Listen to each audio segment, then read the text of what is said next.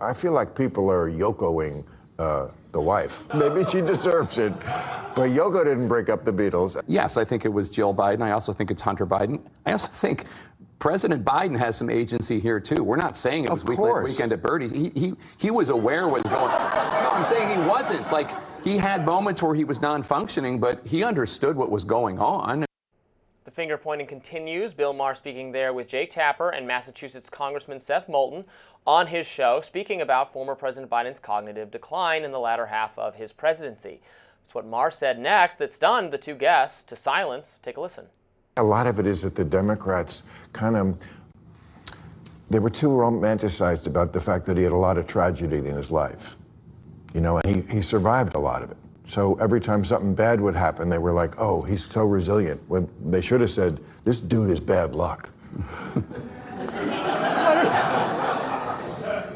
No? I don't know. Maher referencing there the tragic car accident that took the lives of President Biden's first wife and child back in 1972, and his oldest son, Beau, who died from cancer in 2015. I don't think what Maher said there was like offensive or something. It was just kind of a. He said he's bad luck for having. Land. Yeah, to me, you have to be human first. So yeah, you don't have to. He makes fun of a lot of people. He makes fun of Trump all the time. You don't have to lack empathy. You can ask tough questions. You can be a comedian, but there's a difference between political toughness and personal coldness. I think it's just tone deaf. A lot of people are looking at all the different things that Biden has been through, and his story was one of a comeback kid. Mm-hmm. It was one of resilience that actually powered his ambition. Part of his whole story that he's writing is that he gets knocked down and gets back up again through political knockdowns and actual personal knockdowns. And I think that's a real story to tell. Like, people write their autobiographies all the time. Joe Biden has a real story to share that people followed along with. So again, blaming the American public for following along and believing that he could do it again is not a bad thing. It's just that his team. I don't blame the American people for believing it. No,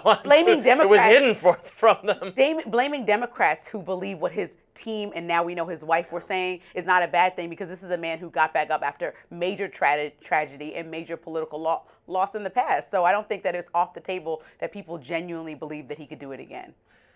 Yeah, but when you believe that about yourself, it just can lead you to all sorts of incorrect conclusions. I mean, again, this is not fundamentally different from, and Jake Tapper says this in the book several times, from the difficult decisions we all eventually have to have with parents and grandparents that Grandpa, Grandma, we're gonna not renew the driver's license when it expires next year. You shouldn't be driving anymore. Yes. We're gonna make decisions about where you live and who's helping you. These things you can't do anymore. This is just very basic stuff. So even if you have a hero narrative about yourself, as many of our grandparents or great grandparents had that narrative about, it's the greatest generation saving us from in World War II, doing truly heroic, wonderful things. Our elderly generations and relatives and people have accomplished wonderful things and have overcome tragedies that we in our more comfortable and affluent post-World War II era haven't had to deal with as much, although last couple of years COVID was pretty awful rough, for a lot of people, including for that same class of elderly Americans who overcame so much decades ago. So it's not about disrespect or not saying they can't do it, but just being honest with people about what their abilities are. But honest and empathetic are they can go hand in hand, right? So, and I said this before, there's an elephant in the room. Biden should have stepped aside and cleared the way for a younger, fresher voice. He would have been hailed. He was going to do. Wait, he would have been hailed as a hero, because his party would have known that he was in the process for 4 years of not only running a presidency, but growing his own party and the next leaders and setting Democrats up for success built under his time in office. I think that being mean-spirited is totally different, and attacking his strategy that didn't work. It's a strategy that didn't work, and he's not president. So we're having conversations about what if, but he's actually just not. And so piling on in this moment just feels mean-spirited as opposed to relevant or helpful in any way, because yes, we understand that his wife was doing what a wife might do, protecting her husband to the best of her ability and believing that he could still push through this, probably not accepting herself that he was in a bit of a cognitive decline, which is also a hard thing that a grandma, if using that reference, might have to do for a grandpa. But that's just literally where we were. And so now we're here under President Trump, but the easy thing for people to constantly do is just throw darts at Biden, and it's like, oh my gosh, the man is like really just trying to live his life not in office anymore. The motivations of the family seemed not necessarily admirable and mixed at best to me. In particular, Hunter more so than Jill. And it seems very clear that Hunter and Jill were exerting a lot of influence over Biden. For sure. Hunter has a lot of personal reasons to want Joe Biden to remain the president, to hold out for a pardon. I mean, maybe if you really thought about it, his best case of his most likely chance of getting a pardon was Joe Biden not getting reelected or not being the president anymore and getting a pardon right at the last minute, which is exactly what happened.